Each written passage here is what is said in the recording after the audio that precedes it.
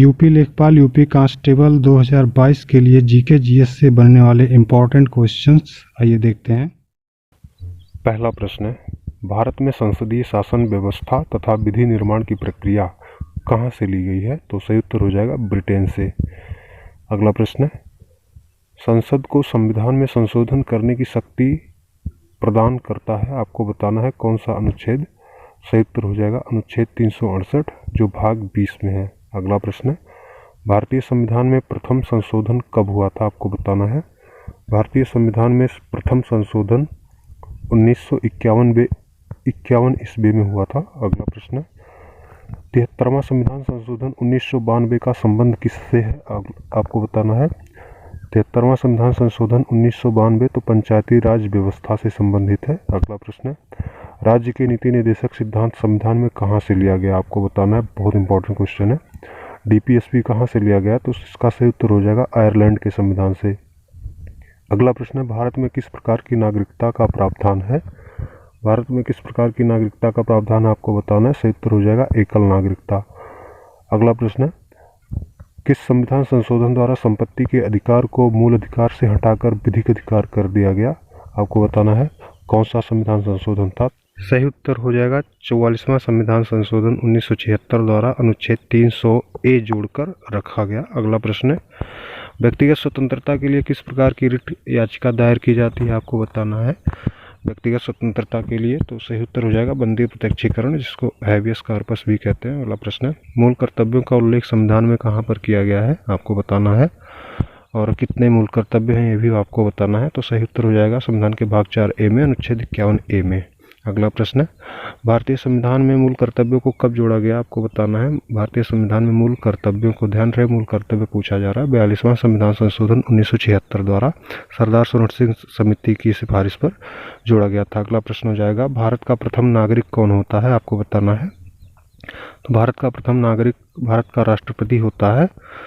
और अगला प्रश्न हो जाएगा आपका, 10वीं अनुसूची का संबंध किससे है? आपको बताना है 10वीं अनुसूची का संबंध किससे है? तो आपको बताना है। सही उत्तर हो जाएगा दल बदल कानून से। अगला प्रश्न है, संयुक्त अधिवेशन का प्रावधान संविधान के किस अनुच्छेद में किया गया है? संयुक्त अधिवेशन या संयुक्त बैठक आपको बताना है। तो सही उत्तर हो जाएगा 108 अनुच्छेद 108 में। अगला प्रश्न है, आपातकाल की उद्घोषणा के कितने दिनों के भीतर संसद की स्वीकृति आवश्यक होती है? तो इसका सही उत्तर हो जाएगा 1 माह के भीतर। अगला प्रश्न है, धन विधेयक को राज्यसभा अपने पास कितने दिनों तक रोक सकती है? धन विधेयक को राज्यसभा अपने पास कितने दिनों तक रोक सकती है? आपको बताना है। सही उत्तर हो जाएगा 14 दिनों तक। अगला प्रश्न है, कोई विधेयक धन विधेयक है या नहीं, इसका निर्धारण कौन करता है? इंपॉर्टेंट क्वेश्चन है, बताना है आपको। तो सही उत्तर हो जाएगा लोकसभा अध्यक्ष निर्धारित करता है। अगला प्रश्न है, सर्वोच्च न्यायालय के गठन का प्रावधान कहाँ पर किया गया है? सर्वोच्च न्यायालय के गठन का प्रावधान अनुच्छेद 124 में किया गया है।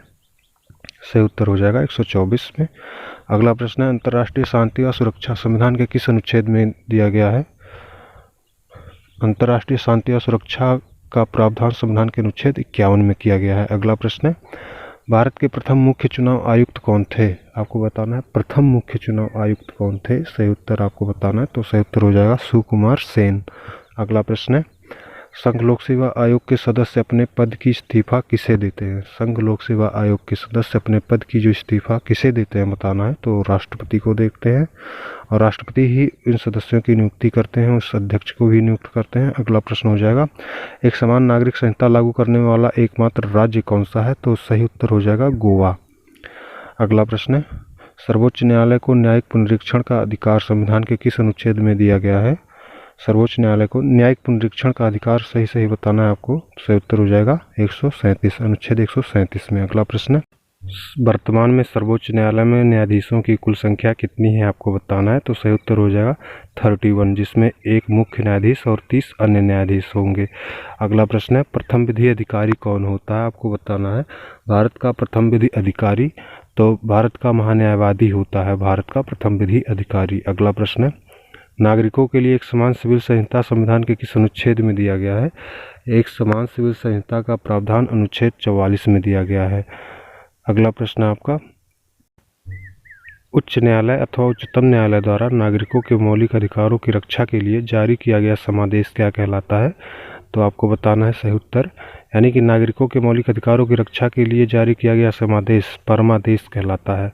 अगला प्रश्न, राज्य के राज्यपाल को शपथ कौन दिलाता है? आपको बताना है राज्य के राज्यपाल को शपथ कौन दिलाता है? तो सही उत्तर हो जाएगा संबंधित उच्च न्यायालय का मुख्य न्यायाधीश, यानी उस राज्य का जो उच्च न्यायालय होगा उसका मुख्य न्यायाधीश। अगला प्रश्न हो जाएगा आपका, संयुक्त राष्ट्र दिवस कब मनाया जाता है? सही उत्तर हो जाएगा 24 अक्टूबर को। अगला प्रश्न है, अंतर्राष्ट्रीय न्यायालय के न्यायाधीशों का कार्यकाल कितना होता है? तो इसका सही उत्तर हो जाएगा 9 वर्ष।